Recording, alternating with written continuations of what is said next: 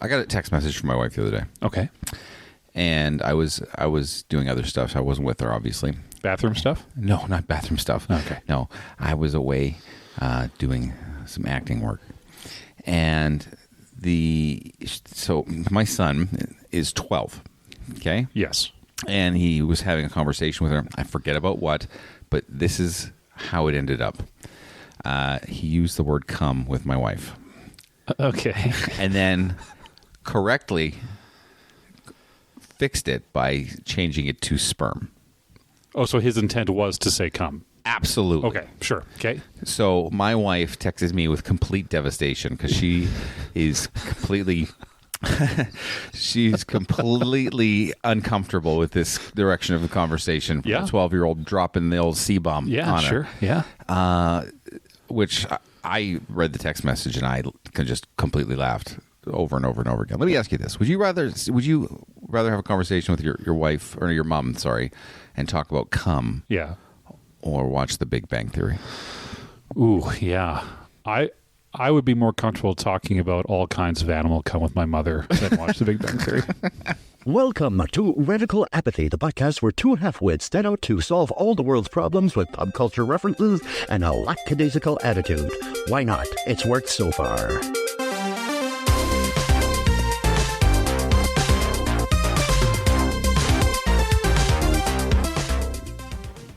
Welcome to the Radical Apathy Podcast. We're back. Hey, we did it. We've done so well. We have been away for a while, and we're still getting this out on schedule. I think. Yeah, not to them. Not to them. To them, nothing's changed. To them, something, but to us, we've been gone on 2 different trips. Two different trips. Yeah. On while one of us has each taken a trip. Yeah. Where did you go again? Well, firstly, my name is Tanner. Oh yeah, I'm Corbyn. And hi, welcome to Radical Apathy. Radical Apathy. Radical Apathy. If we don't say it 3 times, it doesn't appear.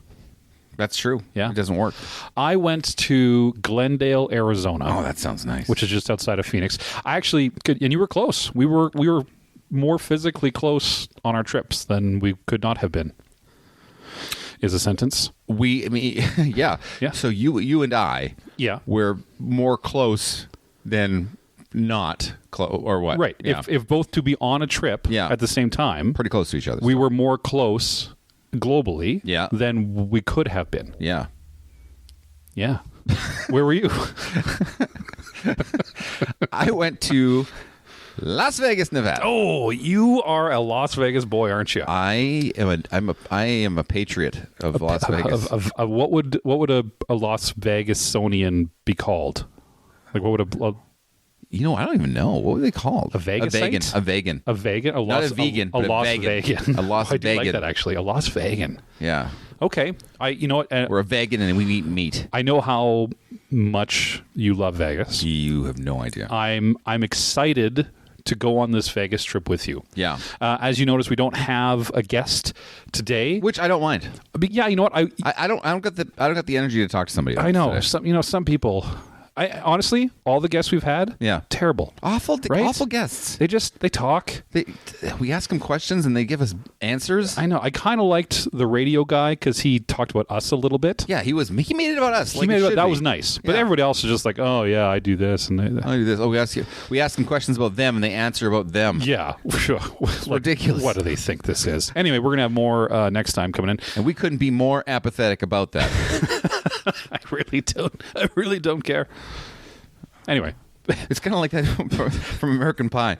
You go talk to the girl and you ask them questions and listen to what I have to say and shit. Yeah, you know what? It's actually, now that you have how old's your kid? 17, He's 18? 12. That's coming, man. Oh, did he ever come the other day? He's gonna have to learn. Nice reference. Callback. Yeah. He's gonna have to, he's gonna have to learn those things. So I have a younger brother whom is now. Is he 12? 19. 20. 19, 20. Okay. He's in that age group. But when he was growing into the age of self-realization. Puberty. He was having a hard. I mean, he was for the most part an only child because my sister and I were long gone before he was born. Yeah. And growing up as an only child sucks.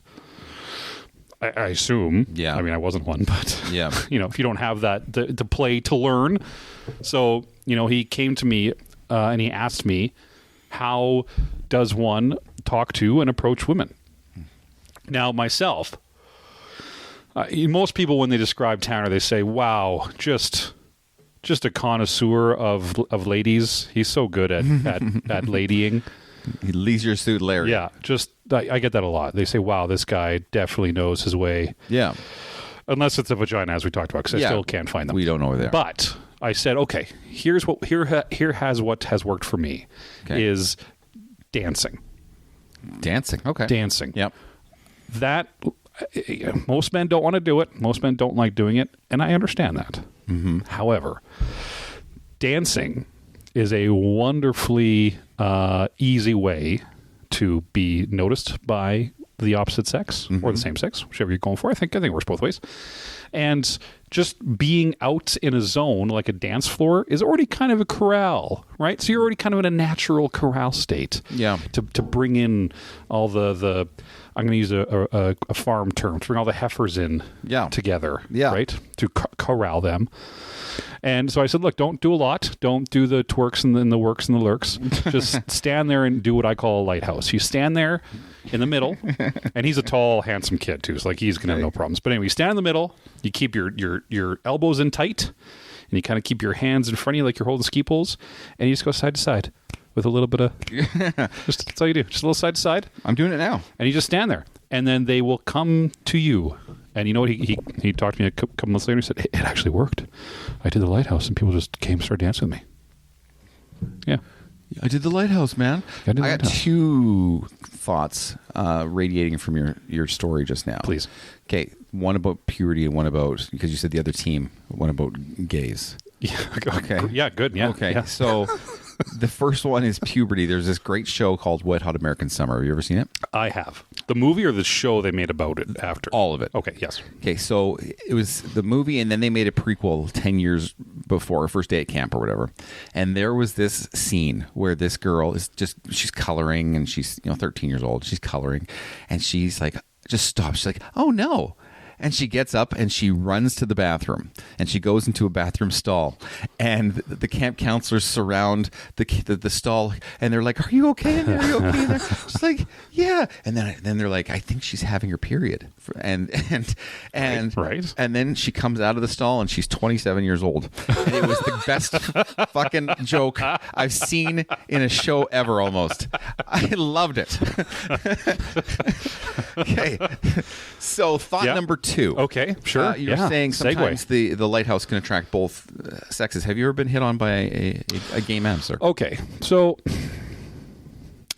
no, and I'm upset by it. Mm-hmm. I didn't realize how upset I was going to be. I went to one of the larger centers where we live, of cities, and I went with a few friends to a gay bar. Okay, and this was a while ago. So this was pre a lot of the social apps. Okay. So back when you still had to go meet people, because now you just use social app before you even go to the bar. Like there's no point even going to the bar anymore because everyone going there is already pre-met online. So this was back when you had to go do that talking and thing. Sure. So we went there, and for like 3.5, 4 hours. And now I do enjoy dancing, because that's what I grew up. That's how I learned to communicate with the opposite sex. Yeah. So it comes quite naturally to me to get out on the dance floor and said boogie. So that was totally fine. We had friends. It was all out there. It was all good. And I got to the point where I started like really initiating a lot of conversations with people. Because you have your hubris, right? You're like, okay, like, come on, I'm a fucking good-looking guy. I can dance. I can talk. You can lighthouse. Part-time acting. I'll go in there. Oh man, you're a catch. Not one. Not one. Hey. So the closest I got was there was several couples of differentiating ages, and my friends have told me this can be a common type of relationships, like a 50-year-old dude with an 18-year-old dude. Yeah. Like just, so hanging out there, talking to a couple of them, the 50-year-old dude, yeah, he's just like, okay, yeah, hey man, what's, he'd talk, Like, even just, I mean, I don't think he had any plans to hit on me. Would we talk to me at least? But the young kid, like the 18, he wanted fucking nothing to do with me. They could tell you weren't one of them. Well, is that it, or am I just not bringing the heat? It really made me. Well, it really bothered me for a while. I just talked to my wife about it. I was like, you know what? I think we both are like we understand when we are attractive to a female. Do we? We don't. I think I am. Do we know that? I think I have an understanding when I'm attractive to a female. I think I just tired out my wife. I just tired her out. Or what I can do around a female back when I was available. What I could do around a female to seem attractive. I see. But I don't know what I could have done to seem attractive to one member of the other team. No, whatever I did didn't work. That being said, I have been hit on by. God, of course you have. Yeah, I was at the local bar here in town. Okay, I was at the local bar and came up to me and I had to tell him, I'm like, hey, listen, dude, what you're telling me is fantastic. I'm very excited about this. I would be super excited by it too. But obviously I have to politely decline. But I was so excited. I felt valid. I felt better being hit on by him. That's what I said. Than the girls. Because it was like, man, I can do both ways. This is awesome. I'm so attractive that just humans enjoy me. That's all it is. Yes. A blanket human statement. Yes. I'm that attractive. I love that. Damn it! I never got that at all. Let me tell you what I loved about Not even a little bit. I was last single in 2006. Let me tell you what I loved about the or 2004, whatever. the gay man in 2001, 2002. This is what I loved about them. Yeah, they took a girl off them, or they left a girl alone. Right. They didn't take one off the field. And they took a guy off the market with them. Whom could have then taken the said girl. Exactly. Numbers. So they're doing double duty. Yeah. Like, it was fantastic. Yeah. Yeah. I know. It's been really good. Yeah. Except, I don't know, they don't like what Tanner's bringing to the show. I'm sorry, man. I want to back up a little bit. Hey, guys, we're going to talk about Vegas at some point. Oh, I got other stuff to talk about. But I want to, you said earlier, back when I used to do the things that attracted the women. Yeah. Tell me about that. Okay, so I used to have party tricks, man. Yeah, I want to know what they are. Well, I hated introducing myself to females. It was like, because when you're going to the same bar scene, you kind of know faces and stuff, but you don't get to meet everyone all the time. So what I started doing, and I know this is going to sound so lame, but it worked. I would bring a set of like convention name tags with me. And I would have a Sharpie, and I'd write a funny nickname for myself and put it on my shirt. Sure, yeah. And then I would go and I'd put it on my friends, ones for them, and then people would see them, and then they come to me for their name tags. Oh, so you weren't doing it as in to make people think you were part of a convention. They were just like, oh, this guy's handing out name tags. Exactly. I see. And so they'd come to me, and then I'd get to start conversations with all of them. So you put yourself in the role of a provider. Yeah. And so my provider of name tags. My name tag was always the Master of Sassy Jive. That was the three words. Master of Sassy Jive. That's 4 words. That's 4 words. Yeah. Okay. So I always put Master of Sassy Jive on mine. Okay. And then I would meet all these girls who want to get name tags. It cost me $1.50 and it worked every time. What was the most ridiculous name that someone wanted you to write on a name tag? Oh, geez, I don't remember. Oh. I'm sorry. It was a long time ago. Big Daddy Funk, maybe? I don't know. Compared to yours? Mine was good. Master of Sassy Jive. So when someone asks you about, are you the Master of Sassy Jive? Oh my God. What was that? What would you say? Like, what are your... Yeah, I'd be like, oh yeah, baby. Call me, yeah. I'd be like, just call me Master. Call me Master of Sassy Jive. Just go ahead and call me Master. It's fine. I don't think that'd be. Yeah, it worked. Apparently, because everyone and their dog's hitting on you, and it didn't work for me. Yeah, so I met a ton of people, and then that would just rotate over. And so whenever we go anywhere else, like a different bar somewhere else, I would do the same thing, and it'd be like a whole new clientele. Okay, so for our young adult listeners, I guess ignore Tanner's dancing method. Or you do both. Oh, a name tag dancer. Fuck yeah. Did we just Did we just solve dating? Just solved dating. I think we just solved dating. Congratulations, everyone who's listening. All singles out there. We have solved your problem. Name tag dancing. You're welcome. Boom. Enjoy the copious sexing you're going to do. And if you do find... Oh, thank you. Yep, no problem. Thanks, Thank you. everybody. Oh, my gosh. Thank you so much. And if you do find the vagina, please let us know. So... Yes. Where are we on... Let's go back to the trips, Corbin. No, not yet. No, I got other stuff to talk about. Okay, we got other things. Oh, good. So I went to... there's 2 stories I have to talk about. Okay. 3 things I want to talk about. Okay, yeah, sure. Okay. Do you have any fun things? Just like preamble? Because I like to get my thoughts out. I have thoughts of the week that I want to get out before we start talking about the podcast. We want to air things, right? Yeah. No, you really encapsulated my interest with like a young... Corbyn, because right now, I don't see you as a sexual being. Yeah. Right? You're kind of this robotic, fleshy mass of Corbyn. Okay. Humorous, for sure. Mm-hmm. You can carry a tune like a son of a bitch. Thank you, sir. But that's it. That's as far as it goes. So I'm curious when you talk. I'm curious to see you in that light as a sexual being. Oh. Okay. So that you piqued my curiosity there. Well, I dressed really nicely in Vegas. I hope so. I probably looked pretty good. Did we post anything for our so many fans? Well, what I did was I vlogged a lot of it, but the problem is I used names in it. Oh, you doxed a bunch of people? I talked to a bunch of people. Yeah. And so I'm like, oh, this doesn't really fit.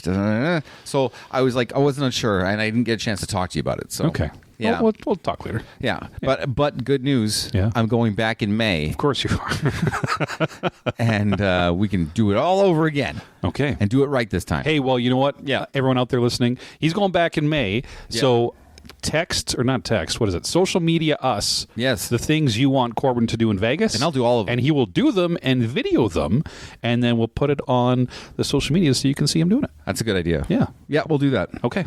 That's my things. Let's bring up your 3 things. Went to get my hair cut the other day, and so I will go to a local joint, which it's like fast food for hair cutting. Yeah, you have your menu of what you want to get. You get these 5 cuts. You get assigned to somebody. Yeah. And it's not always the same person. It's like $40 goddamn dollars. And I hate talking about stuff.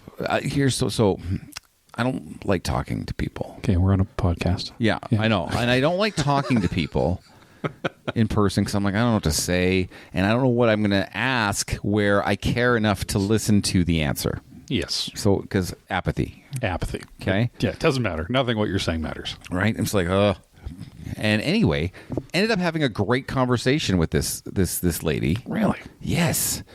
And I got to say, when you have, like, it just flowed. We were making jokes. It was bam, bam, bam, bam, bam. And I got to say, when you have a good, like, rapport with the hairdresser, yeah, it makes you want to go back to that person. Yeah. That's reciprocity? Is that what it is? That's a word. That's a word. That is it. Hey, yeah.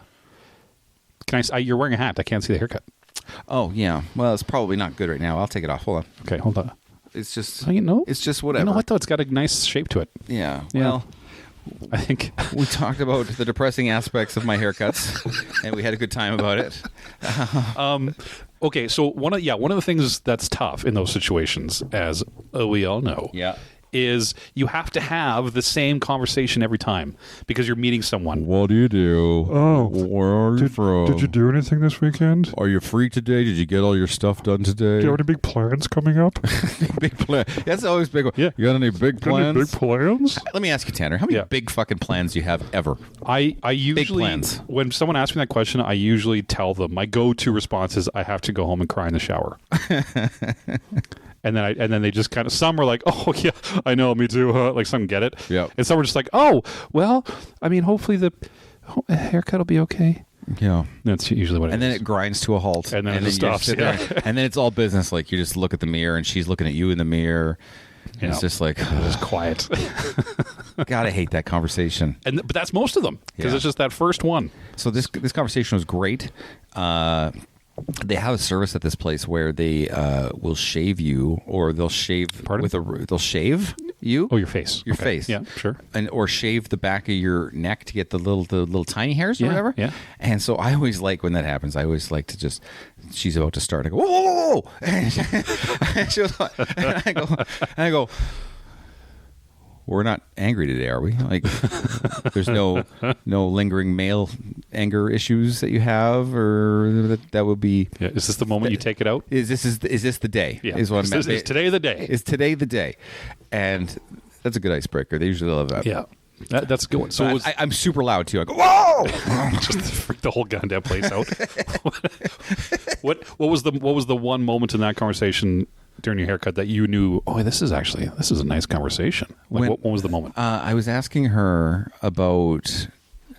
We were talking about our jobs, and she made a comment about how there's no worst part of her job. And I go, come on, the people are the worst part of the job. Like, let's be honest. Yeah, the people are the worst part of every job. Every job. And she's like, no, well, okay. And then she goes, and then she breaks it down as to why she thinks they're good or bad. And I'm like, no, like, I was just like, no bullshitting me. If I'm going to have a conversation with you, do not bullshit me. Yeah.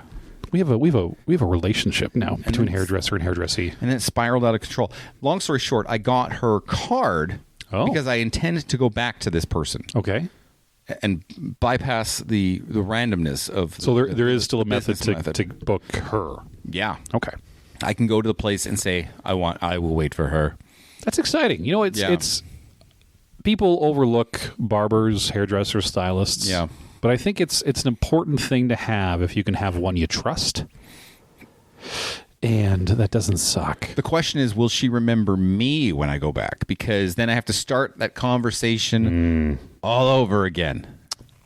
Well, you got to make a mark, right? So if she doesn't, you just got to quickly do the again, and then that'll remind her. That will totally remind her. And then she'll remember you forever. Yeah. You do the two. For sure. Well, I'm glad. She even gave me a discount. She's like, I didn't charge her for that. I'm like, because we had a good rapport. I was like, see, you're a winner. Reciprocity. That's a thing. Wasn't even in Vegas, and I'm winning still. God, your life is great. Oh, it's so good. I got more about that. Okay, two more things. I went to the drive-thru the other day. Okay. And so my understanding of the drive-thru model is I go to the drive-thru to save time because I don't want to wait inside with all the other chumps. I want to drive through. Listen, in fact, I'm going to say it again. I want to, and you can't see my hand, but I'm driving my hand. He's doing a drive-through motion. I want to drive through and then fuck off. For food. Yeah. That's the whole concept of the drive-through. Yeah. So my local McDonald's that's closest to my house is changing the way we do business. The transactions are different, and it happens every single time. Okay. I get up to the thing, I order, doesn't matter how many cars are behind me, and then I go to collect. The second part of the drive-through is what the collection. Yeah.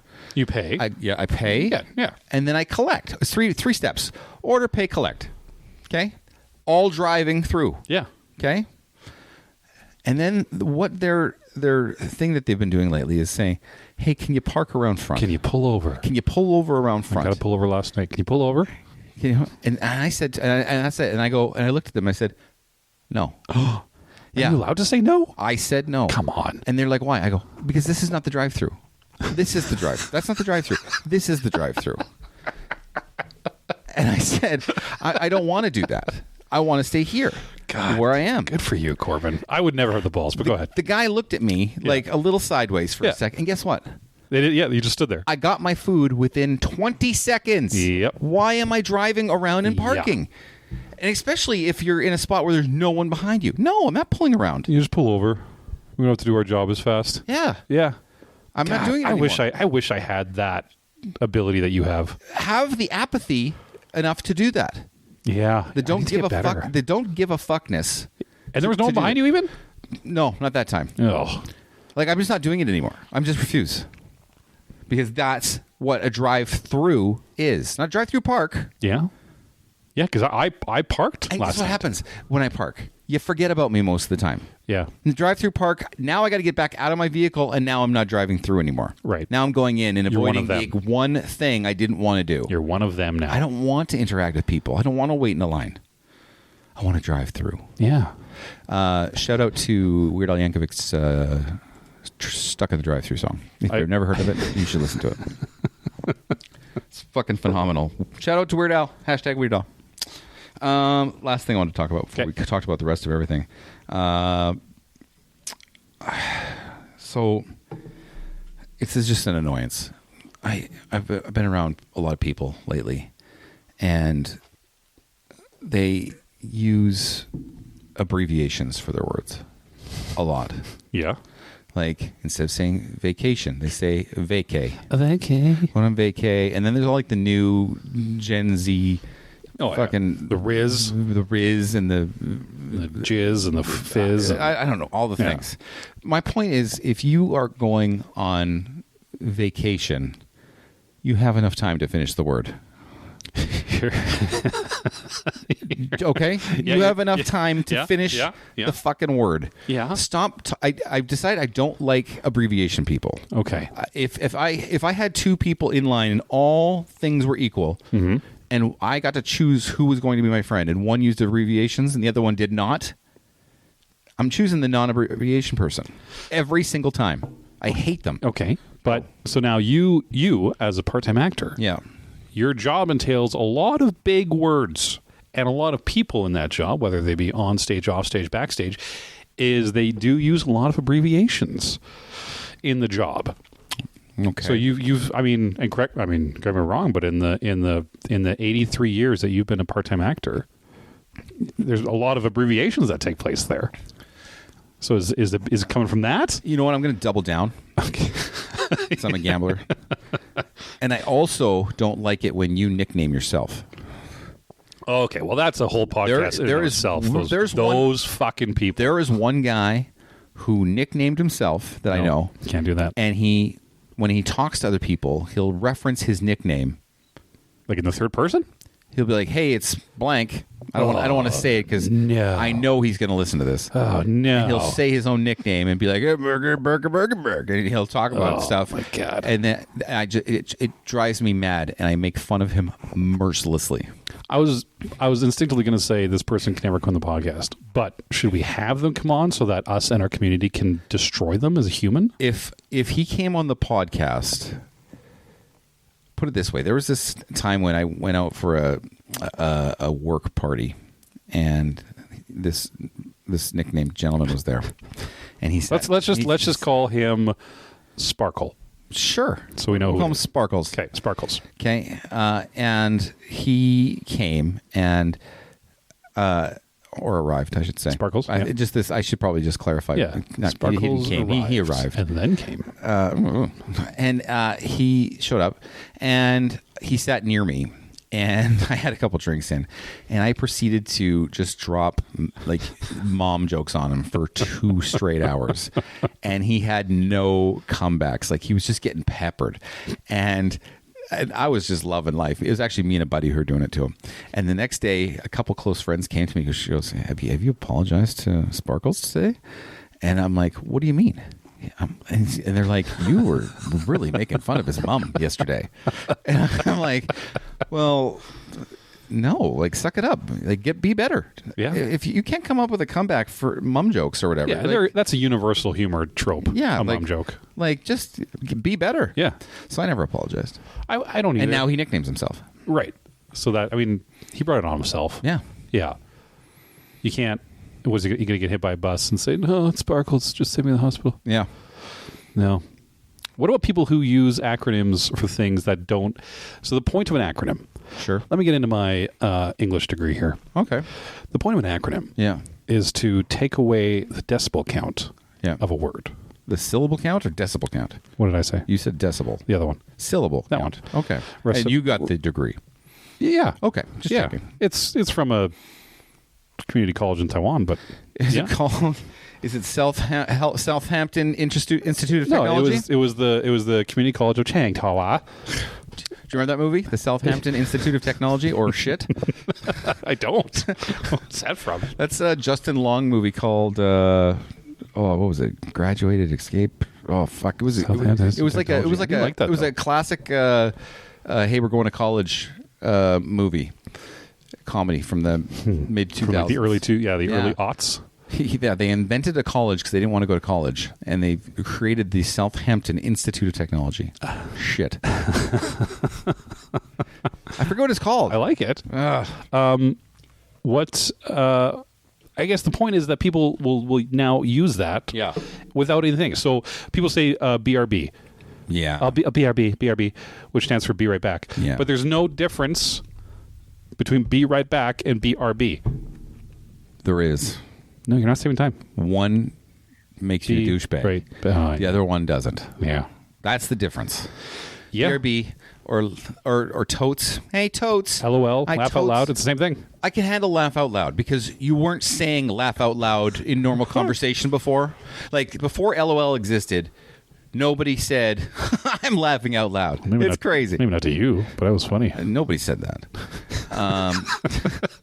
But like totes, just say totally if you want to. And, totes. Totes my goats. Yeah, I don't like the abbreviation people, and I don't respect the abbreviation people. Right, which is the more important thing. I choose to whom I give my respect. What's the worst abbreviation to use in conversation, you think? I'm trying to think of all the new age ones. Oh, there was one I heard recently that it really fired up my cockles when I heard it. But I packed it away in that part of my brain I don't look into. Yeah. Yeah, they're all gone, but when I hear them, I'm like, ah! Yeah, everyone knows it. Let's take a 3-second count and think about the one that we really hate and focus on that. Ready? Okay. Oh. Yeah. Yeah. Well, yeah. Yeah. Son of a bitch. Well, thank you for sharing. Yeah, that's all I had on my rant. That's good. Hey, Cor, why do you care? Because I don't listen. Why do you care? I care when I have to hear it. It's eating up your time, right? It's eating up my well, except I want them to eat up more of my time by not using the abbreviation. So it's a weird reverse psychology that's going on with me. If you take anything away from today, here, you know what it is? I'll tell you what it is. Oh, yeah. It's I don't want to learn your shit. Just say the word normally. You don't want to learn the new. That's the apathy. That's the apathy right there. Person to say. But yeah. I like when we take the situation and figure out the apathy part of it. And the apathy is I don't want to learn your shit. Yeah. I don't care to learn what a Riz is. I don't care to learn what Riz is. Yeah. I'm going to Riz. I got Riz. You could just say... You fucking loser. You can just say, that is a lovely sweater you're wearing. May I have this dance? No. They say, good Riz. You got Riz? She got Riz. You got fucking Riz, bud. But I will say this, and I mean this from the bottom of my heart. If you use name tags and do the dancing, you may have Riz. You don't, but you won't have to say it. But you won't have to say it. You'll be showing it. You'll be showing it. Yeah. But you may have the Riz. Show, don't tell. That's charisma, right?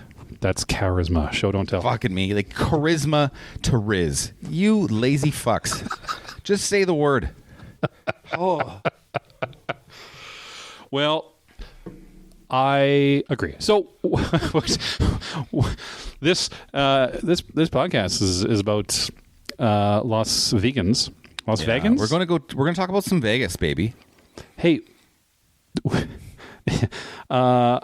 we got homework on the last episode. We forgot to do homework. We did. Sorry, we did a cold open before we did this one, and it really got me in a mood. And now I'm kind of like locked. I was locked in on the conversation, so I forgot we have a format to our show. Yeah.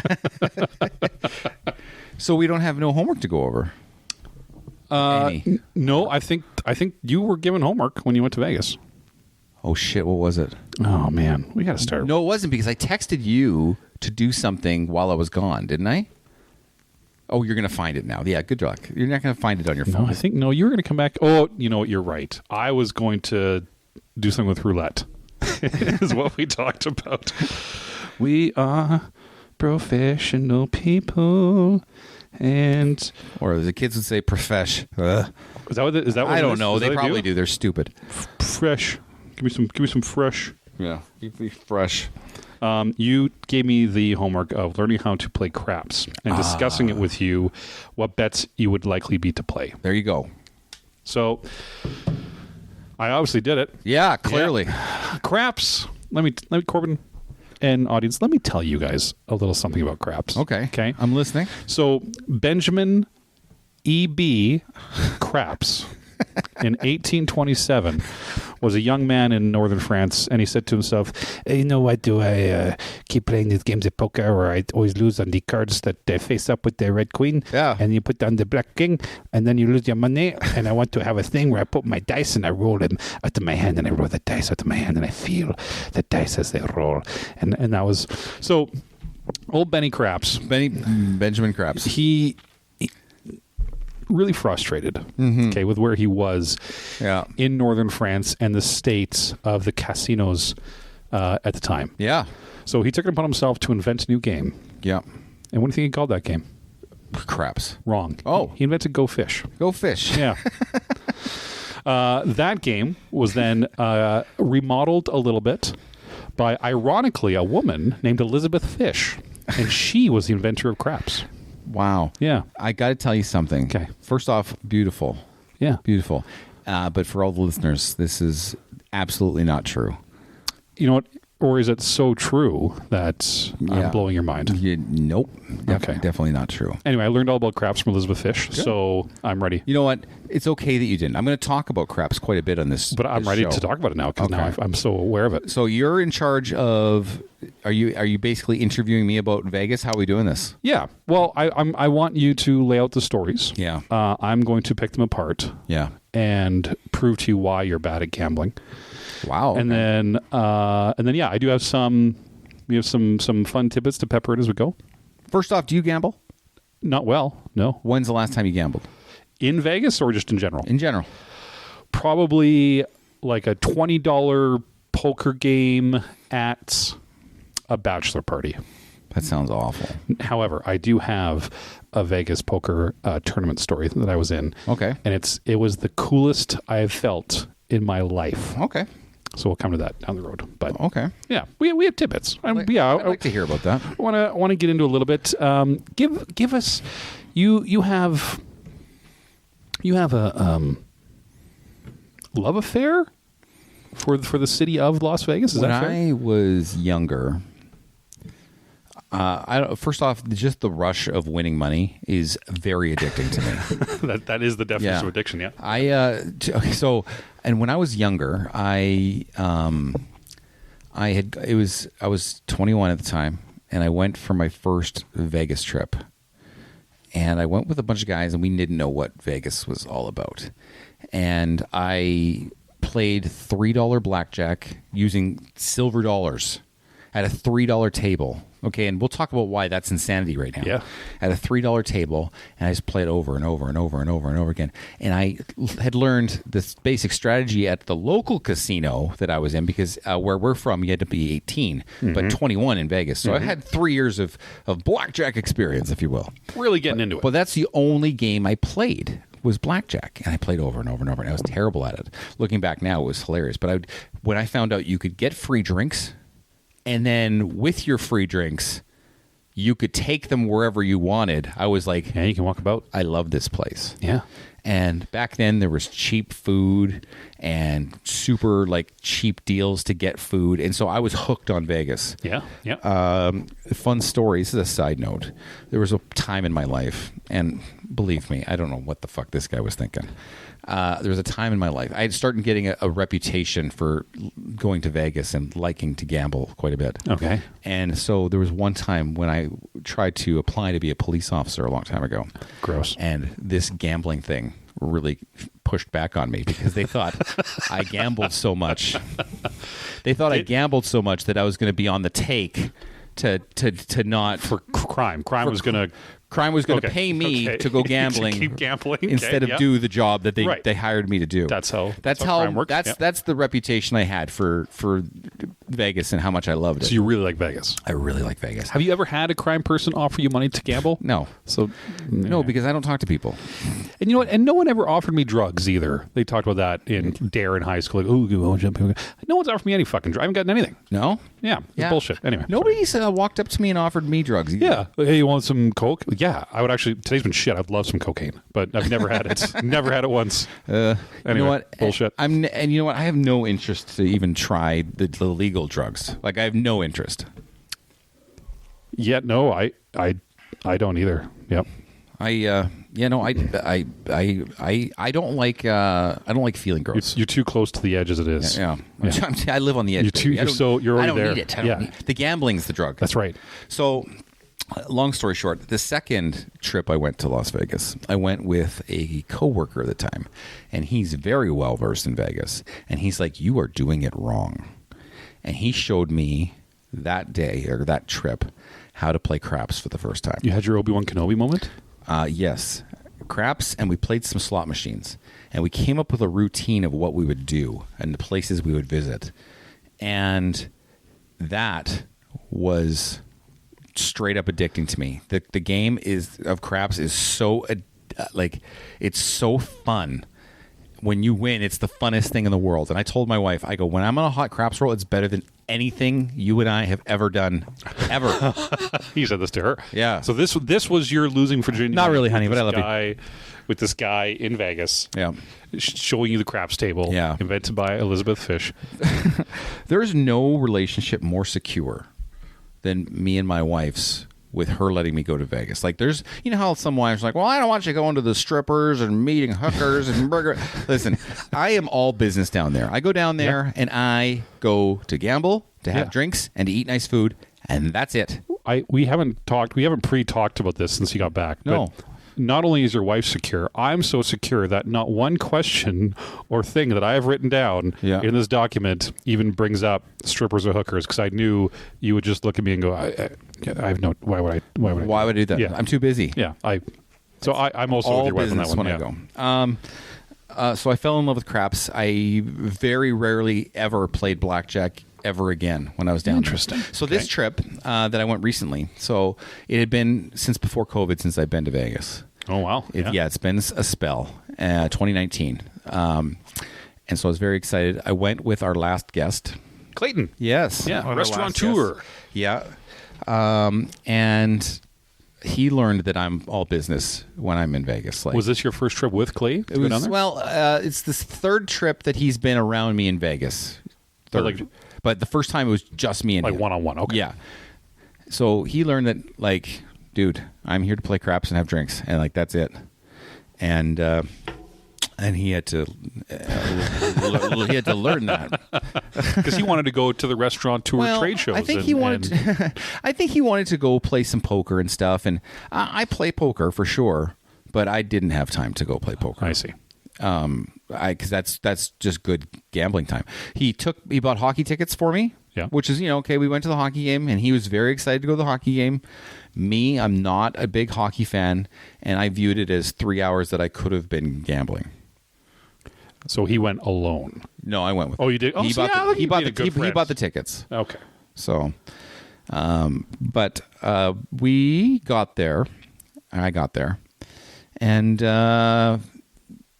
trip to the hotel. Check-in was a breeze. Can we say what hotel we're in? Yeah, this time I stayed at the Excalibur, and the reason I stayed there is because I got this email from MGM Resorts, and they sent me an email with a bunch of free offers, but I failed to scroll down on the email to the better hotels, and I just looked at the first one they gave me, and it was the Excalibur, and I was just excited that they're giving me 4 free nights. And so I booked that right away. Now, that being said, Excalibur is not viewed upon as being the nicest hotel. Nope. But I got to tell you, my hotel room was clean. It was relatively close. It was convenient, and they were good. So I was happy with it. I learned that like 17 of the 32 clubs on the Strip are all owned by 2 companies. Yeah, the MGM Corporation and Caesars Gaming. Caesars Entertainment. Yeah, I did know that. I learned that. And Excalibur, obviously part of MGM. Yeah. Go ahead. Excalibur, part of MGM. I'm smart. Yeah, but then what you can do is you can go to other MGM properties. So I wanted to, because I'm like, I felt before I booked this trip, I'm like, I'm going to do a good Vegas year here. I'm going to do some stuff. And so I'm going to try to give all my food, like charge all my food to my room, charge anything I get to my room, because then I would get the points accumulated under their player's card. Yeah.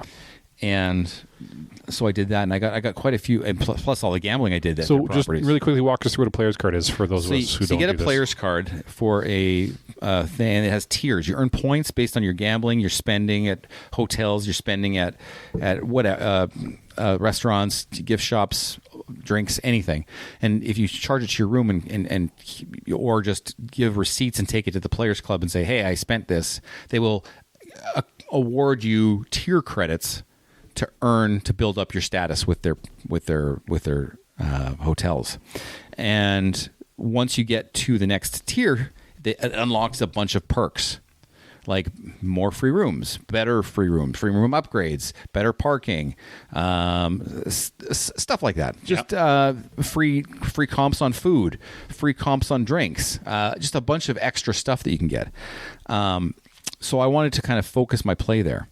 Now, here's where the wrinkle came in. The wrinkle came in where the gambling, I was there Super Bowl week. You were? Yeah. So apparently that's quite popular, of course. And wait, was the Super Bowl in Vegas? The Super Bowl was in Vegas. Okay, it was that there. Sunday. Okay. And so this was Super Bowl festivities leading up to that. So the prices minimums at the craps tables were actually quite high at most places. So I started playing craps. True story. My very first time, I started playing on a $3 minimum craps table back in the day. They bumped it to $5, and I was devastated. I'm like, how am I going to afford $5? Oh my God. Right. And then comfortable with $5. Then they bumped it to $10 as a minimum. And I'm like, oh my God, I'm going to same conversation just with $10. Yeah. And now they've bumped it to $15. Now, when you go 10 to 15 or 5 to 10 or 10 to 15, they've increased the gambling cost by 50%. Yes. That's a lot. Twice. Yeah. But that first one took a long time, though. Yeah. But now it's $15. So I was searching for $10 tables, and I couldn't find them. And so I'm like, there's only one solution here. I want to get as many points as I can with these guys, but you're not playing ball. And so what do? We go to downtown Vegas. So we went to Fremont Street. Yeah. And they've got a brand new resort that opened in October 2020 on Fremont Street. And I walked in, and within 10 minutes, I looked at Clayton and I said, this is my favorite place ever in Vegas. Really? Yeah. I think I love it. What was the name? It's called Circa. It's brand new, built from the ground up. It's the first new ground up hotel on Fremont Street since 1980. And the guy who owns it, a guy named Derek Stevens, and he owned 2 smaller casinos on Fremont Street, and he decided to build this big one. And he built it to his specifications of what he likes. He likes gambling. Mm-hmm. He likes good drinks. Mm-hmm. He likes sports. That's what he likes. Guess what? That's what I like. That's Corbyn. Yeah. That's exactly what I like. Yeah. And so you walk into this place, and the first thing you see is and it's over 21. So now you have to get. This doesn't make sense, but it doesn't make sense. Let me explain. They ID you. You can't get into the building unless you show that you're over 21. Right. Why this is good is because kids can't get in. There's no families here. No bullshit families. Okay. The second thing is security, because everyone that's in there has now had their ID scanned, and they know everyone who's in, everyone who's out. Yeah. So it's super fucking safe. Okay. So you feel safe in there. Good. Okay. So you walk in, and they have, and I'll show you pictures of this later. Maybe I'll put these pictures on the Radical app. We'll put them up. Have a look at them. The Mega Bar. It's called the Mega Bar. It's the longest indoor bar in Nevada. Ooh. And it goes down like 200 feet, more than that. Probably, it's huge, and it's got bar top games and flair bartenders, and they're flipping bottles, and it's fucking cocktailing. They're just cocktailing the whole thing. They're cocktailing the whole thing, and they make great drinks, not good drinks. Great drinks. Really? Yes.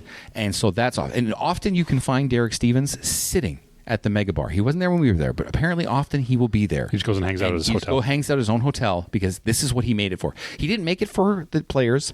He didn't make it for... He wanted his hotel. He made it for himself. This is what I like, and this is what I want. So, Mega Bar, amazing drinks. Okay. Second thing is music blaring, not just playing, blaring in there, and good music. And so give me an example of good music. Good. Well, they did play a lot of Prince. I was going to say Russian Prince. Yeah, they played a lot of Prince. Just Russian Prince. Yeah. And so, blaring though, like it's a party vibe. Like they try to pick up the party vibe. Okay.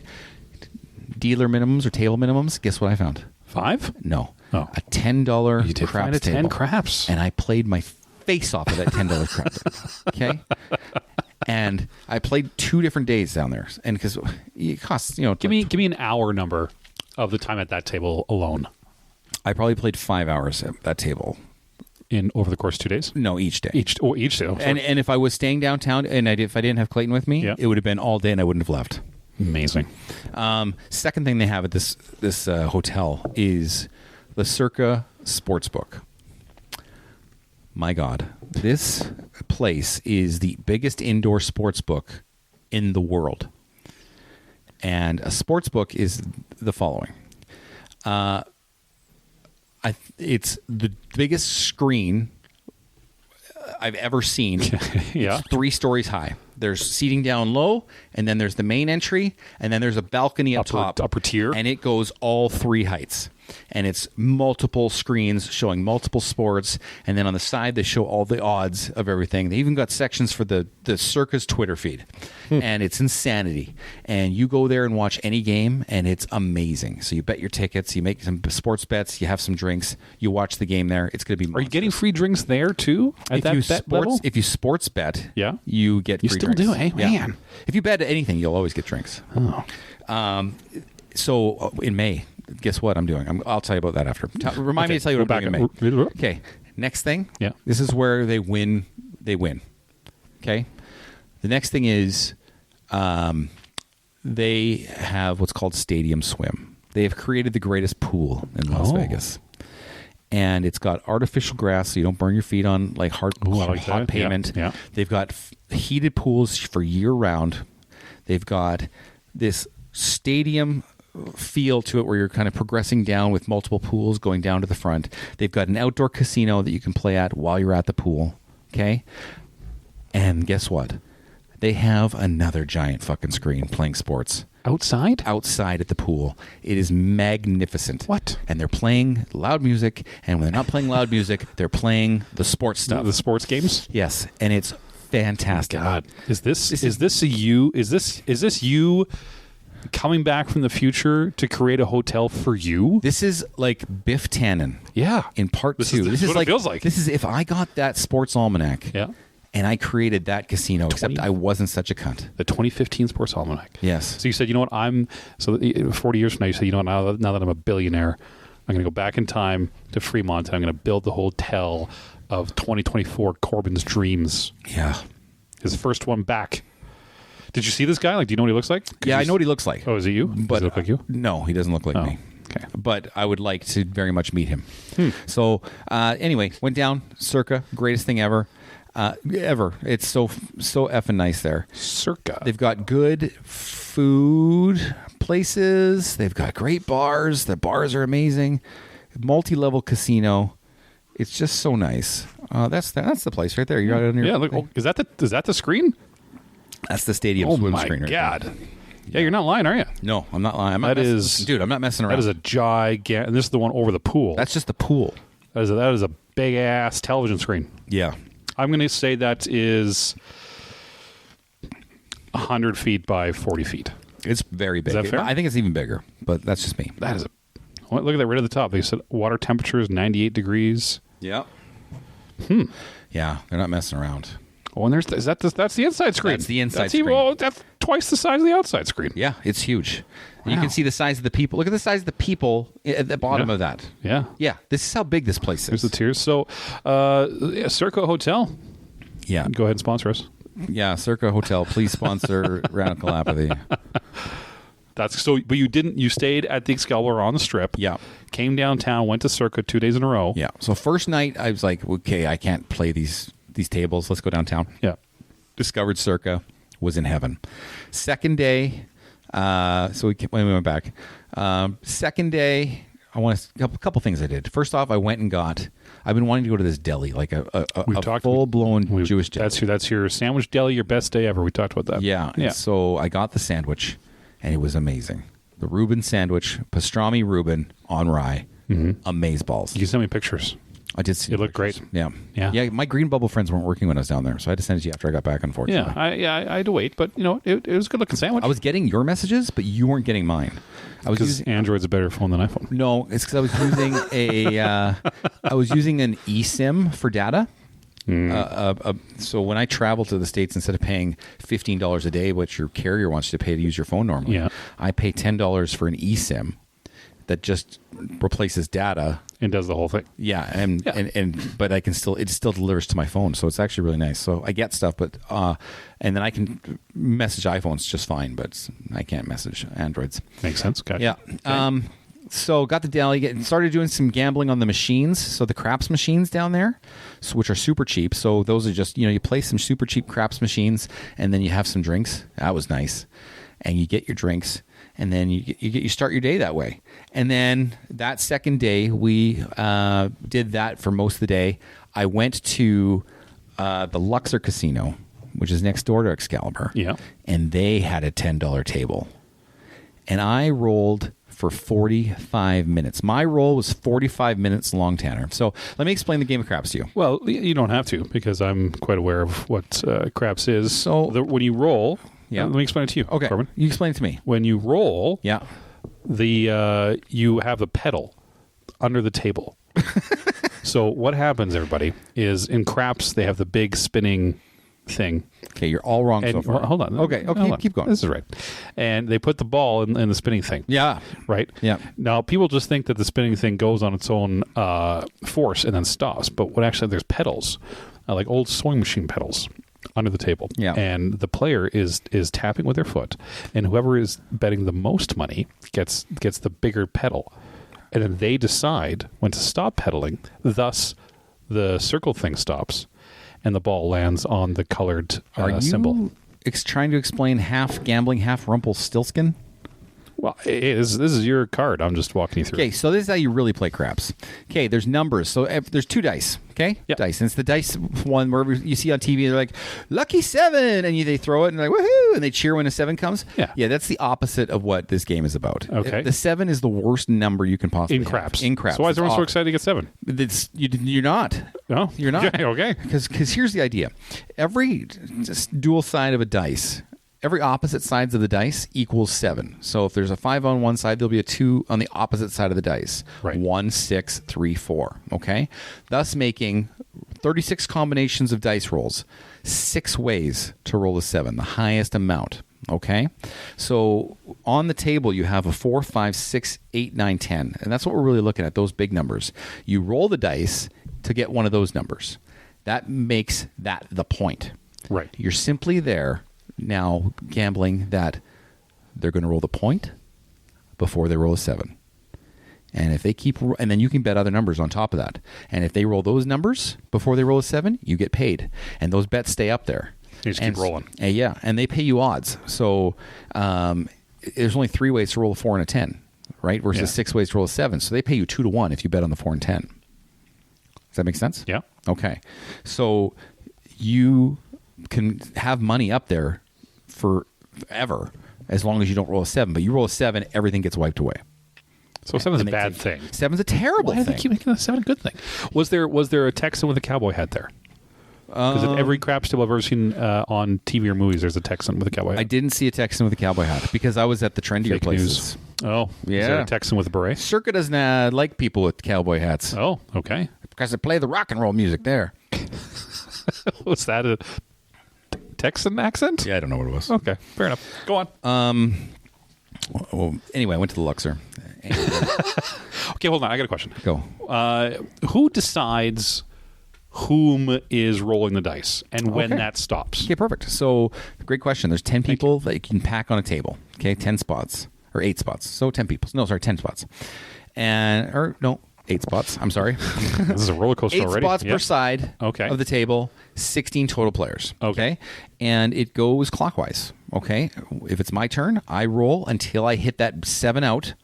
and everything gets wiped away, and then it goes to the next guy. And the next person. Yeah. So you were rolling dice for 40 minutes. I didn't roll a 7 for 45 minutes. Wow. And in the meantime, I'm making money on my bets. I'm spending 5, And everybody 6, else 8. is making money on you. Everybody else is making So everyone money. really likes you. Everyone loves a good shooter. Yeah. So I was making money on the 5, 6, 8, and 10, or 5, 6, 8, 9. And I was making tons of money on that. And I'm pressing my bets. And so I played at that table for, 3 hours or whatever. And until they jacked the minimum on me to 15, I stopped playing then. Ooh. But I did that. And I won 700 on that table. Wow. In that session. Night before at Circa, I won 300. At the craps machines, I was winning a ton. Yeah. So I was up there. Second. Okay, so let's go second day. So we did Luxor. Then we did that. Yeah. And then we went to a nice steak dinner at a nice high-end steakhouse. Okay. So we did that, and that was very nice. What kind of steak did you get? I got a 27-day dry-aged. Oh, the try? Mm-hmm. Dry-aged New York strip, bone on. Yeah, have to. And it was insanity. It was $69 American. Fry that in butter? There was butter on it. Yeah. And so I had that with some French onion soup and a couple sides, a couple cocktails. It was magical. It's good. Great fucking meal. Yeah, it's a good meal. Then we went to the Oilers game again. I went there for my buddy, and They really lost that game, didn't they? they lost 3-1. I think it was. Which, whatever. Like, Was Clayton excited? You know what? If Clayton ever comes back on the show, I think I'll let debrief? him. I'll Okay. let him explain debrief? to you how Okay. his Oilers game experience. Because part of me, I want people to understand your love of Vegas, but I also would love to hear just a independent witness to corroborate or not about how bad I am about Corbyn and Vegas. But go ahead. Yeah. Yeah. So then after that, we just played locally. Whatever. Actually, we walked down the strip. We checked out all the Super Bowl people. Or CBS Sports was building a giant stage for the Super Bowl broadcast. Yep. Right at the Bellagio fountains. Yeah. And so that was really cool. So we got to look at that. And then we just played some random stuff. And then the night ended. No big deal. Okay. Got some free drinks. I think I lost some money that day. Okay. Next day, on fire. Circa again. And the Downtown Grand, which is another Derek Stevens property, on fire. I won 700 again at that table. Gee, good for you. I won another 400 at the other table. Like, I was just rolling like my face off. It was fantastic. And then played some, bubble craps on the machines, which just so much craps. And I felt bad for my brother-in-law a little bit, because I'm like, okay, so maybe he wants to play poker. Maybe I'll take him to a poker room, and then I'll just play craps at the casino where he's playing poker. And then for some reason, and I think it was probably the amount of booze that he had, he just would not stay at a poker table. He just kept leaving the poker table, Just getting up and walking away. yeah, he was more transient than I was. And so, Well, So I'm going to segue off that because I want to talk about my poker game that I did. sure. Oopsie. I have, because I've played video games my whole life. Yeah. I don't get the rush off gambling. Because okay. I was born and raised with a certain influx of numbers and flashing lights and excitement from video games, that it's elevated my intake to a point where what I would see or do on gambling doesn't hit it for me. Okay. So I blame video games for not having me have a gambling addiction. But it's still fun it's a fun game. Yeah. It's fun to screw around. Yeah. But I say that more so because I really don't have a lot of knowledge in the game. Like, I understand the rules, the basics, and I can sit to it, but like the secrets and the how-tos and the what to watch for and all that kind of stuff, I have no idea. Okay. So a friend of mine by the name of John, who, side note, has their own podcast called Average Superior. Average Superior. And at some point down the road, we're going to be sharing some time with. We're going to go on their podcast. With their podcast, try and get them on ours. Little two-way action there. But John and I were in Vegas for another person's bachelor party. And John is much better at the gambling pokering than I am. And he had signed up for a tournament. Okay. And I believe it was Planet Hollywood. Planet Hollywood. So he signed up for a poker tournament there. And it was only like $80. Okay. And it was going to go for 3-4 hours, however long you're in it for. And other people were doing other stuff, which I didn't really want to go do. He's like, well, I got free booze. Come sit me here. So I was like, yeah, sure, whatever. Fuck, it's $80. So I went with him. First time I've ever done anything like that. Walked in. Signed my name, gave my money. They gave me my little chips, and we go sit at a table. And they're big 12-man tables. Yeah, 12. No, 10 or 9. 10. Well, you weren't quite sure with the craps tables either. You can't. Well, in Vegas, it was a big one. They actually play 9 or 8 now. Okay, they don't usually. 10 is rare actually in Vegas. It was bigger than the table that I see at our local casino. Like the big sit-down one. The big sit-down one's in Vegas. Okay, yeah. I hear you know what? Go ahead. 30 people. Yeah, 100 people sitting. 100 at this people table. were at this table. Okay, and there was probably a half a dozen tables. So I'm at one end of the table, and John's at the far other end. Okay, so we're just looking straight at each other. First couple of hands go by, and I'm just folding because it's hold'em. Yep. So I'm just throwing it. Whatever. I'm just kind of walking the table, and it's your usual middle afternoon Vegas crowd. There's a couple of Corbyns. There's John and myself, 2 or 3 99-year-old Asian dudes. Yeah. And so we're just sitting there, and everyone's pretty quiet. The table this chair beside me was open. Okay. And it was open for like the first 3 hands. Okay. And I was like, oh, okay, well, that's just more elbow room for me. And then I can hear the bustle behind me. And this gruff, like probably late 50s fucking douche nozzle comes walking in. Takes off his jacket. He's the guy that has some money, probably a couple divorces under his belt, and this is where he goes to think that he's cool, like that kind of guy. We have a name for that guy. What is it? Peter Poker. Peter. Oh yeah, because he knows poker really well. Yes, and he'll tell you about it. He did. That's exactly who this was. That's Peter. That's Peter Poker. So you met Peter. I'm very well known to Peter. So Peter comes and sits down beside me. Same thing. Just just talking about himself, and I'm like, fuck. And John, I can see John across the table just kind of chuckling at me. Now that I got this douche nozzle sitting beside me. So we continue playing. Couple hands. I think I lose one, and I'm just kind of being a little smart alecky. I'm playing up the fact that I don't know what I'm doing. Yeah. So it comes around, and he maybe is 2 hands in. Like, it was pretty quick. So 2 hands in, he comes around, and I get pocket aces. Oh yeah. And they drop. Because I think I had 4 of a kind. So 2 aces must come up on the river. Oh. So I know I won. Yeah. I know enough of poker to say, okay, well, no one's beating this. So, but is someone dumb enough to bet into you without an ace? Right. So it comes around, and I go, oh yeah, okay, I'll call. As soon as I called, the 99-year-old Asian dude looked at me. He's like, I fold. He's out immediately. He's like, I'm not. Like, because you played one hand the whole time. He knew what's going on. But fucking Peter Poker beside me. Yeah. Here's what happens. He goes, oh yeah, I'll be in. And this was a genuine mistake on my part. I thought it was my turn. And so instead of razzing the pot and getting it super excited, I was going, I'm just going to check and let somebody else think that maybe I'm fucking around, right? That's my head. Okay. So I'm like, it comes around, and I go, I check. And he looks at me and he goes, yeah, it's not your turn. Oh. And I said, okay. Because I generally thought it was, but it wasn't. Okay. And he looks at me, he kind of side-eyes, he's like, all right, all in. And he pushes all in, and I go, and in my head, I'm like, oh, you dumb fuck. Like, I have your balls now. And so and then I start to play it up. So then there's no reason to play it up at this point. Well, no, but because I wanted him to feel like he got fucked. Okay. So I straighten up, and I look at him, and I say, sure, yeah, I'll go all in. And I smile at him. So now that he thinks I did it intentionally. Okay. Because I wanted him to feel like I fucked him over. Okay. So so I go, yeah, I'll go all in.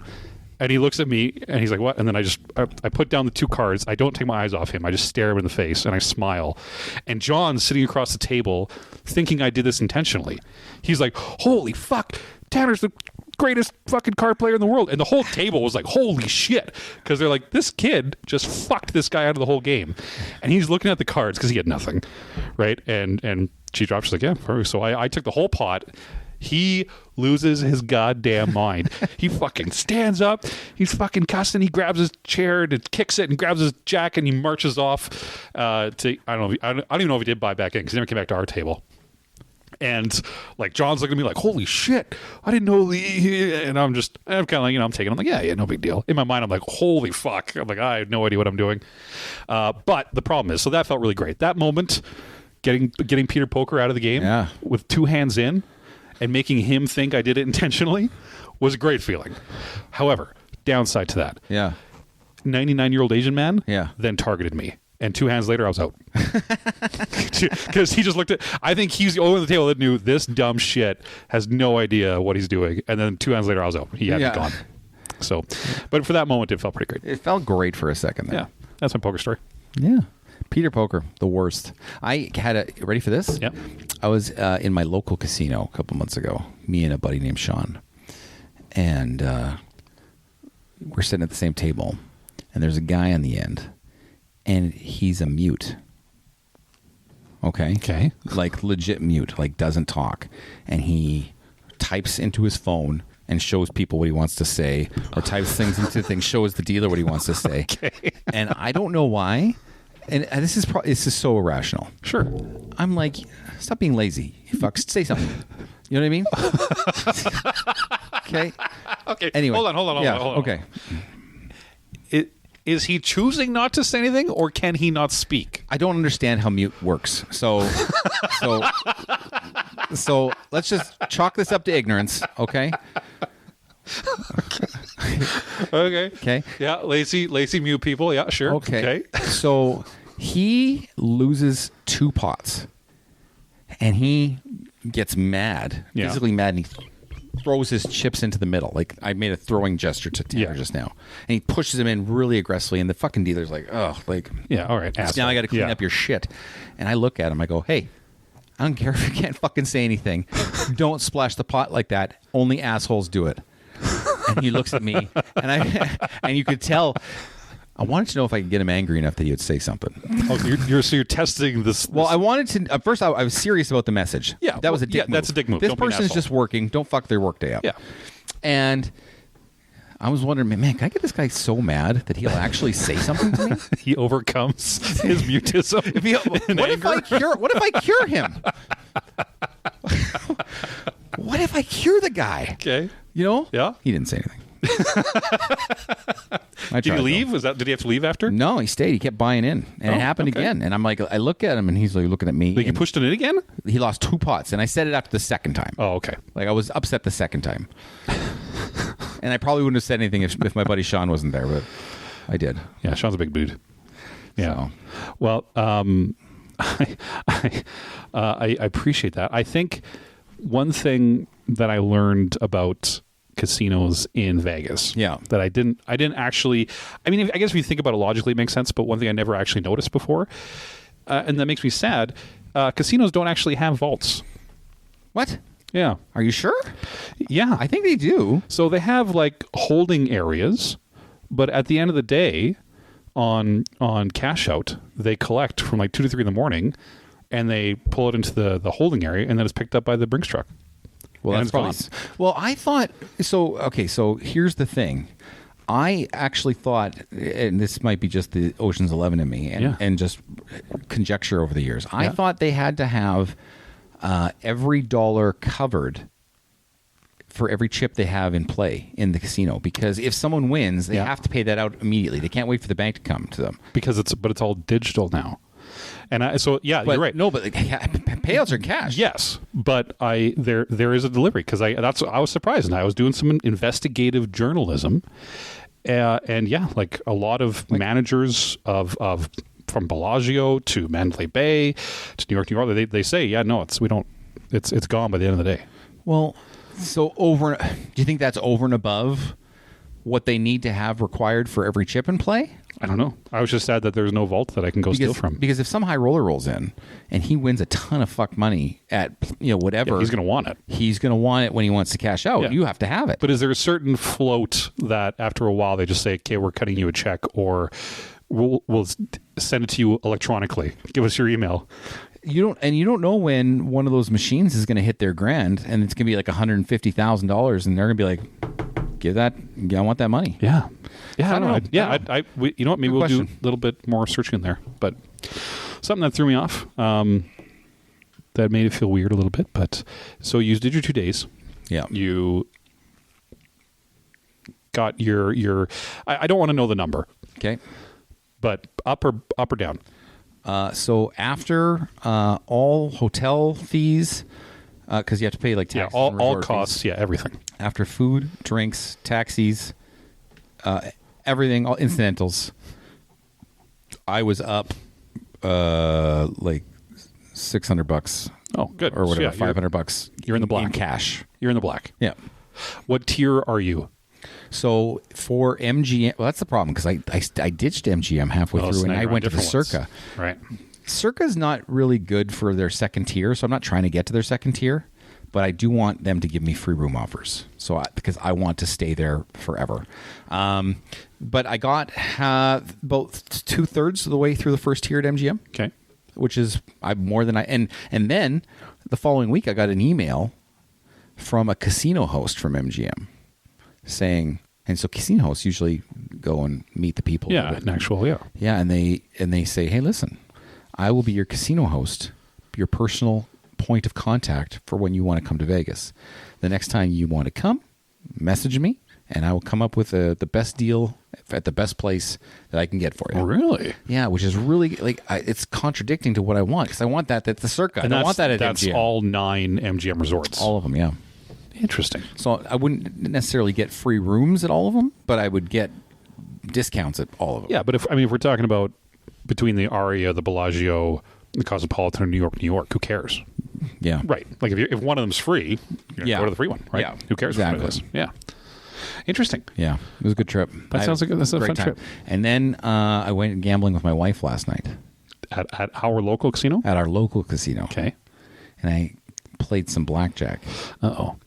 And I was up $280 on blackjack last night. Oh, hey. Yeah. So I made what I call a chip cock. Okay. And that's when you have 2 small stacks side by side. Yeah. And then a really long stack in between them. You want to see it? Yeah. Show me your chip cock. I'm going to show you the chip cock. While you look for the chip cock, I'm going to give you a little bit of trivia. Okay. What was the first movie where the setting of the movie takes place in Las Vegas? The first movie where the setting takes place? Not necessarily filmed there, but the first one where the setting of the movie takes place in Vegas. What's the first movie? The original Ocean's 11, maybe? No, it was a 1936 drama called Boulder Dam, which is now Hoover Dam. Oh, look at that little chip cock. Yeah. So what we're looking at here is we have 2 stacks of chips side by side. Representing the balls. Representing 2 balls. Yeah. We have a much longer centered stack supported by the 2 bottom stacks. Yes. Thrusting its way up into the air. Yeah, good word. By an average. I mean, that's a 7.5, 8 inch. In defiance of gravity itself. Yeah. Which with full, I mean, it helps that the chips are red and orange. I'm not going to lie. But there's also, I noticed you have a white $1 one right at the base. Yeah, that's the cum. Is that the anus? Oh, that's the cum. That's the sperm. Yeah, I'm snipped, so I don't have a whole lot coming on. I thought that was the anus of the. Oh no, where the balls connect. No, there's none of that. It's a very phallic. Do people make note of your phallic chips? Actually, this is the first time I've ever made a chip cock before. Oh. And it's because your wife was with you? Yeah, I did it, and I thought it was funny. You and were just laying the groundwork? I sent it to my friend Darren because I thought he would think it would be funny. And that's that. Okay. Chip cock. I'm glad you're finding ways to express yourself. Yeah. Yeah, Boulder Dam. Boulder Dam was the name of the movie? 1936. What was the movie about? Well, Rusty Noonan was a mechanic in Detroit, Michigan. Mm-hmm. And during an altercation with his boss, he accidentally kills the man. Oh. And after fleeing Detroit, he finds himself in Las Vegas. As one would. And he befriends a woman named Anne, who helps him find work on the construction of Boulder Dam, which we now call Hoover Dam. Yep. And eventually, Rusty sees the error of his past behaviors and sets to change himself. Oh. Yeah. So he turned himself in? Yeah. I don't think he does. No, of course not, because that would be the only as much description as I could find with the movie. No, he says, you know what? I'm not going to attack people in self-defense anymore and kill them. But I think he's an asshole too. Like in the movie, like it's 1936, so he's like slapping the woman around all the time. And yeah. Like, hey, don't look at me, right? Yeah, see? Yeah. Yeah. Yeah. I shouldn't be beating women this way. Yeah. See? Yeah. Right. Yeah. They provide things. So that's my best Detroit accent. What else you got? Well, let me go through my. I got my quick hammer questions for you. Oh, okay. Let's go. Best and worst hotel to stay at in Vegas. How about best and worst hotel that I have stayed at in Las Vegas? You would know. Yeah. So the worst hotel I've stayed at in Las Vegas was the original Imperial Palace. Before it's the Link now. There's nothing there, yeah. And it's been renovated since, but it was the Imperial Palace, and it was a fucking dive. Okay. Best hotel I've stayed at? Yeah. I say the best that I've stayed at. My best or my favorite? What's the difference? Is there a difference between best and favorite? Yeah. Okay. Favorite has more nostalgia into okay, it, but what's the best one? was Caesar's Palace. Caesar's Palace. Okay. Yeah. Before I get into my last 5, do we have a top 5? I got a top 5. Okay. Best place to gamble? Now? Is now It's now the covered Circa. that one. Now is the Circa. It's not even close. Best show in Vegas. Best show I've seen ever, and I will tell anybody who goes to Vegas to go see this show. It's called Absinthe. I've seen it twice. It's phenomenal. It is a wonderful show. Yes, Yeah. it's if you don't get offended, then this is the show for you. Even if you do, and it's tight. Even if you it's do, tight go get quarters. offended. Yeah, go get offended. It is a wonderfully And it produced occurs show. in a Spiegel tent that's Yeah. outside of that was imported from Germany. Yeah. That outside of Caesar's Palace, and I went to it on a whim, and I think I've seen it 3 times now. And I love it. Well, we've gone twice. It's a great show. And That's the right answer. And I've gone to another show by those people who put that on. It was called Opium. It's no longer available, but that was sensational. And then this next trip I've got another one in July. We're 2024, the comeback kid. Here we go. That I'm going to I'm going to ask my wife to go with me too. Oh. And it's called Atomic Saloon. So it takes place in an Old West saloon that they've built. Oh, that's cool. Yeah. So I'm going to go to that. I like their shows. Okay, yeah, I mean, but yeah, Absinthe they're is the best show I've seen. Absinthe is a great show. What is one secret tip or trick you always do when in Vegas?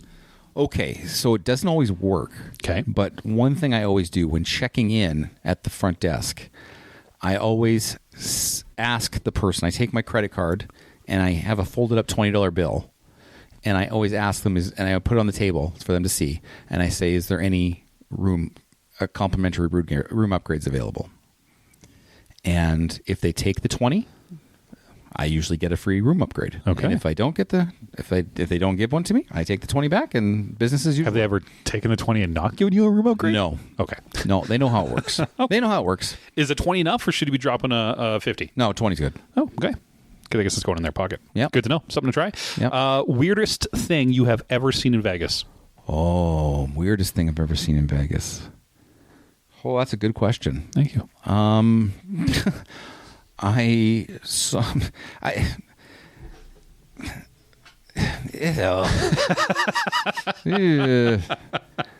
Well, I'm trying to think here. Okay, so this is when it's not the weirdest, but it's the funniest. Sure. Okay, and this is when I was younger. I wasn't as socially aware of better conduct. Yeah. Yeah. I see what you're saying. I wanted to be entertained by funnier things. So there was this homeless guy. Okay. And I was gambling, and me and my buddy were gambling at this thing, and he wanted us to get him a free drink. Okay. And he said to us, so it's more of the funniest thing that I saw in Vegas. And he said to us, dude, you do a free drink. He goes, I'll do a backflip for you right here. And we said, absolutely. Yeah, do us a backflip right here. We want to see this middle of the casino. Yeah. And this game gentleman tried a backflip in the casino, and he crashed and burned. Oh, no. And it was ugly. And we're like, oh. And so we were like, oh, jeez, are you okay? He's like, no. I'm like, we'll get you a drink, bud. So I've had this lady come up to us, and this is when we weren't as, like, our budget was a lot more tight than it is now. Yeah. And our Vegas budget. And it was me and the same guy. And this lady comes up, and she's in this prom dress. And she's like, she comes to us, and she starts giving us this story about her and her husband moved here, and they don't got any money. And we're talking, she's in like a prom dress. Okay. And they don't got any money, and she's not with her husband, and she really needs a meal. Can you help me out with some food? And my buddy says to her, sure, we'll go take you to McDonald's right now. She goes, McDonald's? I ain't going to no McDonald's. And my buddy looks at her and goes, I guess you're not fucking eating then. And she was mad. She was offended in her prom dress that you would take her to begging McDonald's. for money. And she was mad that we were thinking McDonald's. I don't know what she had in mind, to be honest with you. And Yeah, that you and take what her would into have happened? Like if we took her for a better meal, would we have to sit with her? I think you would have to sit with her. What would happen there? Is a meal, is that colloquial terminism for a hooker? I don't think this one was a hooker. Okay. Was it like, hey, take me for dinner, wink, wink, in my dress? No. Like, I think she was legit asking for food. I've been hit on by a hooker in Vegas before. Or not hit on, or worked on. Yeah. Apparently everyone hits on you because all the humans love Corbyn. Yeah. Yeah, I can just keep rubbing that. Yeah, the hookers just ask you, hey, you free tonight? You free? You single? You want, hey, honey? And that just happens. Did they bark at you? Yeah. Yeah, no, the hookers are good. Last question is, you're an actor. Yeah. If you had to run a one-man show in Vegas, what would it be? If I had to run it, like, I'd be in the one-man show? It is you. You're the one-man show. Yeah. What would it be? What would the venue be? Okay, sorry. The question is, where would I do it? Sorry, the venue as in, what would you be providing? Would it be a musical? Would it be a storytelling? Would it be it'd be a storytelling. A band? Would it be a straight-up comedy, magic show? Yeah, it'd be a comedy storytelling thing. I think I'm pretty good at storytelling. Okay. So I would do that. Where would you do it? If I had my choice, yeah, I'd do it at the Circa, obviously. Oh, okay. But they don't do shows because they're no bullshit. So I like them with that. Okay. I like them. They're no bullshit. There's no shows. There's no showgirls. There's no. I love that place. So maybe I would do it at Caesars. Caesars. Okay. Yeah. That's my Vegas questions. Yeah, I like it. I have a ghost story about the Luxor, but I think we can skip it. So, yeah, I want to know about your top 5. Yeah, are you ready? Top 5 things I did in Vegas.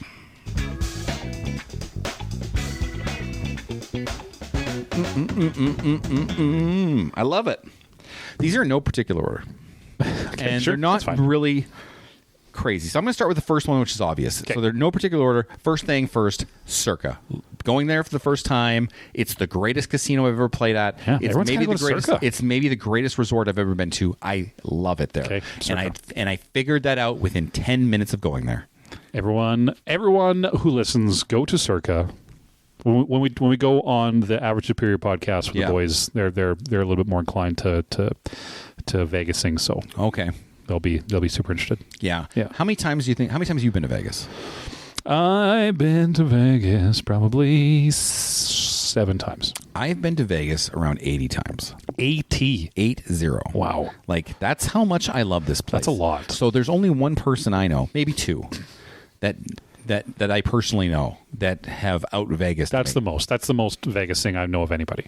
These other 2 guys have out Vegased me considerably. Okay. The Average Superior boys have not done more than that. That's what I wanted to know. If I out Vegas the Average you've Superior easily boys. out Vegased the Average Superior boys. So I'm superior then. You are the most averagely superior to them. Yeah. That's good. I appreciate that. So first thing first was Circa. Second thing, it was NFL week. Yeah. And so the NFL put on a convention type situation at one of the convention centers close to the football stadium called the NFL Experience. And I bought tickets to go, and you go there, and there's a lot of athletic drills that you can do that football people do that I wasn't interested in. Like you're going to go on the field and do stuff? You can go on the field and do the throwing drills or catching drills or run a 40. And I'm like, I'm not interested. Yeah, why would you do that? The worst thing I could do is pull a hammy and not be able to get it. Yeah, you're just going to get hurt by doing football shit. But I watched the event, so it was very cool. For you, they had this huge NFL Madden truck where people were just competing in NFL crush some Madden, some video games, some vids. Don't hey? call it that. Say the real word. Let's go play some video electronic games. Yes. So that was pretty cool. They had player signings. They had Lombardi trophies there. They had all the Super Bowl rings. They had a replica NFL locker room with all different jerseys and stuff of your favorite players and stuff that I got pictures with. Yeah. They had memorabilia and stuff like that. It was a really cool experience. Yeah. And where was that? That was at the Mandalay Bay Convention Center. You didn't run around, but you did partake in the things there. Who was the most famous football player there? When I was there? Yeah. I don't remember. So no one that famous. Because I didn't want to wait in line for that one. Oh, they're at that little table and you got to go up and talk to them? Yeah, exactly. Okay. I didn't want to wait in line for that. That takes too long. Yeah. Because again, that's precious gambling time. Yeah. we got chips and pedals we got to push. Third thing, which I kind of already touched on, I had 3 45-minute rolls. Yes. 2 at Circa. Actually, no, I lied to you. 1 at Circa, 1 at the D downtown, which is also owned by Derek Stevens. The D. And which, again, they have a great bar in there called Bar Canada. Oh, really? It's a Canadian themed bar. Okay. And it's awesome. So it's all sports related. It's so cool. Is it okay? Is it Canadian bar, or is it like, oh, look at the moose in the flannel up there with the syrup? No, it's better than that. Oh, okay. Yeah. I mean, I do like syrup and meese, but yeah. And my third 45-minute roll was at the Luxor, where I won $700. So you did 3 over 40. I thought you just did 1. I had 3. Oh, wow. I was just telling you day by day at the time, but I actually had 3 total. Oh, wow. So that was magical. That's a good feeling. There's no better feeling. It was so good. The fourth thing is, and this was just by chance, okay? The Friday, this is after we talked. The Friday, me and my sons were watching TV, and they announced that the WrestleMania press conference was going to be in Vegas when I was there. While you were there. While I was there. And I'm like, that seems kind of cool. And so it was free to get in. Oh. We went to the T-Mobile Arena, and it was there. And like The Rock showed up and a bunch of other people, and they did like a press conference with stuff, and it was like a show. Like, is the arena there? Like, do they go into the arena and talk, and you're all around? Yeah, it was half. Like a ring. I should say. No, ring. No, it was a stage, and it was a half bowl setup, and it was packed, and people were going crazy, and it was super fun. That's cool. And it was free to do. So there's nothing I like more than Vegas and free. Yeah. And that was cool. That's cool. So we did that. And then the fifth thing that I did was just win fucking money, dude. Just get that money. was the best thing. So you came up, and 6 would be that sandwich. That sandwich is pretty bad. It was a good looking sandwich. I got two different days. I went. It was so good. And guess what? At Circa, they also have a deli that's 24 hours that I'm going to go to. Their sandwiches are a little more expensive, but that's where I'm going to go get it. So are you going to stay at that hotel? Okay, so here's the thing. Yeah. So it's a little bit pricier right now because I haven't earned my free rooms there yet. Right. So what I'm doing is I'm staying at a sister property of Derek Stevens. He has 3 downtown. He has the D, he has the Circa, and he has the Golden Gate. Golden Gate is actually the original first hotel and casino to ever be in Las Vegas. Oh. And I've always wanted to stay there. So I booked nights there because nights were like $29 a night. Oh, wow. And so I booked it there, and I don't care. Like, it's going to be renovated no matter what, but I don't care what condition the room is in. Because I walk out the door of the Golden Gate, and guess what's right there? The Circa. That's correct. And so I could gamble at the Golden Gate, which I love the Golden Gate. Love it, love it, love it, love it. I just like this guy's properties. So that's what the second trip's going to be. And that's in May. That's in May. And so, so don't forget to throw out what you want to see Corbyn do in Vegas. Yeah, tweet or at to us. Partake. We want him, if you want him to bet everything on Black 7. Not doing that. Then we can just say that. Just tell what you want to do. Definitely not doing that. Definitely not He doing will do it, and then he will post pictures of him doing it. Yeah. Okay. Yes, stay within reason. Yeah, no, that'll be fun. So I'm glad you had I'm glad you got your Vegas time. Oh, so good. I've got an itch now. There's a nice thing about someone who knows what they enjoy so well when they get the chance to do it. Why is going to Vegas such an important thing for you, and how does it work through with moments of up and down, and how does it work? Let me tell you.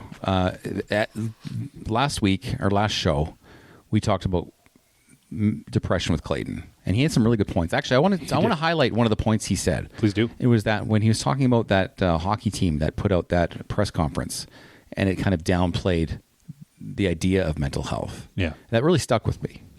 And I know Clayton struggles with mental health, and I know I've had my issues as well. But when I go down there, it's like everything is free. Like everything is free. Like I walk into that casino or that atmosphere, and there is no care in the world. I'm just at my most raw, and I just absorb everything that I love in, and there's no downside. Like losing's a downside, but I will rather lose in Vegas than not play here. Right. Does that make sense? Yeah. So what if at the Circa, that big TV, they took away all the sports and just put a specific television show on there every day? If it was like The League, I'd watch that. Yeah, that's good. But if it was like, I don't know, Days of Our Lives, that'd be a little rough. I don't know if I can gamble with Days of Our Lives. Well, if Days of Our Lives was on that big screen, it'd be like, bye-bye erections.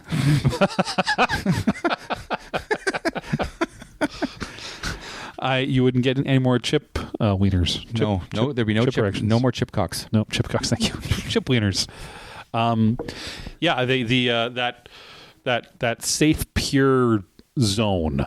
Yeah. If you call Nobody judges you in Vegas. Yeah. There's always someone weirder than you in Vegas. Yep. There's always someone but worse off than you in Vegas. And no one cares. Like, I got to say, you know what? And when you hear me say Vegas, you probably think I'm stumbling around drunk. Bleh. You know what? I have drinks. Yeah. I never get drunk in Vegas. Yeah, well, it's game time, like you said. It's a business transaction, you're going to game time. and I'm just enjoying myself. I have enough, and I hydrate with water. I'm not stumbling around. I know exactly what I'm doing at all times. Like I have a pride about how I conduct myself down there. Yeah, I do something to identify your safe space where you can have that feeling. Yeah. When you walk in. Yeah, Have those. They're important to have. yeah. Find those for sure. Whatever it is, find it. I'm glad you have it. I'm glad. I thank you for sharing. Yeah. I look forward to the nonsense people are going to have you do next time you go to Vegas. And yeah, that is our Vegas special. And the next fortnight, when our next one comes out, I think we're going to have by gosh actual author with us. Wow. That we're going to get to chat with. So that'll be exciting. We're going to get to learn about the in-depths of novellas and cool books. And authors are always crazy alcoholics and are we going to the alcoholic messes? Yeah, authors are they're always in Vegas, alcohol, crazy monster people. So of great. Course. Yeah, I'm super excited. Question. Yeah. So are we going to question this guest about being an author, or are we going to question the guest about what they're authoring about? Yes. Okay, sounds good. I want to know if it's all on the table. Yeah. And before we go, I have homework for you. Oh, good. So what I have that I wrote down somewhere. I just saw a note I made from our last episode with Clayton where he talked about the Dave Matthews Band, and I still just hate them. Yeah. It's going off a side note. Oh, they're terrible. He lost me. He lost me at that point. You know, I'm not a big Dave Matthews fan. In fact, I hear that's the one song that I hate come on, and I change the channel immediately. Yeah. So your homework, as per what you said, when you start your one-man show in Vegas, it's going to be a comedy story. I want you to create, edit, and prepare your opening comedy story joke that you will open with on this show that you do every day for 7 days or 6 days a week. How much time do you think I have? Well, that's your homework. I mean, I'm not saying it has to be a 20-minute story. It can be a 5-second opener joke, but you got to give me the opening. You know, I save all that for our podcast anyway, right? Yeah. I have that for the openings of every one of our shows. But you got to give me the flair. You got to be like, I'm going to be the audience sitting in Vegas at the MGM, and I'm going to say, Corbyn's going to be coming out now, and then I need that energy, that opening. And then your quick opening line joke story, however you want to do it. Well, I'm really mad that you did this because I used the cum story already. Like I used it already. I've used all of my good stories. Yeah, more things will happen to you in the next fortnight, I'm sure. Oh my God, I'm excited. Don't forget to do the social medias, Corbyn. You know where those are. Yeah, social medias. Check us out. Tweet at us about, what is it? They're tweeting things they want me to do in Vegas next time in May. Yeah, things you want to see Corbyn do and or bet and or wear when in Vegas. Yeah, and if you're in Vegas when I'm there, just shout out. We'll have a drink. Yeah, we'll go meet up. Go have a craps May 6th to the 10th. I'll be in Vegas. May 6th to the 10th. Live. Yeah, Corbyn Vegas. live in Vegas. Corbyn live in Las Vegas. Come check us out. Yeah. Hey, go look at our friends at Average Superior. We'll be doing a podcast with them here soon, and they will be then coming on and doing it with us. They're great boys, funny, not as funny as us. No, like, God, no. Yeah, but I mean they're good. Like you can't tell me they laugh as much as us. No, they're okay. They're average. Yeah, no, they're great.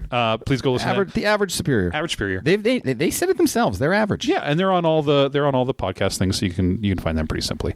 Corbyn, remember, guys, apathy, it helps. Have some apathy in your life. Why do you care? Why? Why do we care? Don't at all. It's nothing matters. Just do your thing. Yeah. Okay, well, we love you.